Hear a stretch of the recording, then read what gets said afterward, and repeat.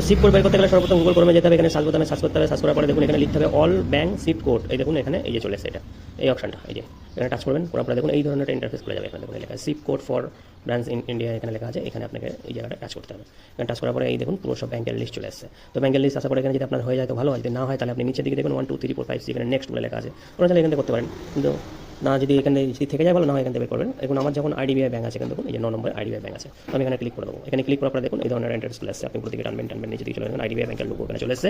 তারপর দেখুন উপর দিকে টান দেবেন দিতে দিতে এখানে একটা অপশন আছে দেখুন, এই যে যেমন সিলেক্ট কান্ট্রি, মানে আপনি কোথায় থাকেন, মানে আমি ইন্ডিয়াতে থাকি বলে আমি এখানে ইন্ডিয়া লিখে নেবো। দেখুন ইন্ডিয়া লিখবো, ইন্ডিয়া চলে এসে সেট করেছি। তারপর দেখুন সিলেক্ট ব্যাংক, মানে আপনি কোন ব্যাংকে সিট করবেন করতে চান সেই ব্যাংকে এখানে টাচ করতে হবে। যেমন আমি লিখবো আইডিবিআই ব্যাংক, আমি সিট করতে বলতে আমি আইডিবিআই ব্যাংক লিমিটেড চলে এসেছে।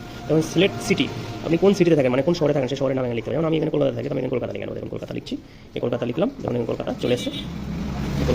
কলকাতা আমি টাপ করে নেবো। দেখুন এবারে আমাদের কলকাতার মধ্যে বড় বড় এই ব্যাংকের বড় বড় ব্রাঞ্চ 4 জায়গা আছে, তো আপনার যে নজদিক যেটা কাছাকাছি যেটা আপনি সেটা নেবেন। যেমন আমার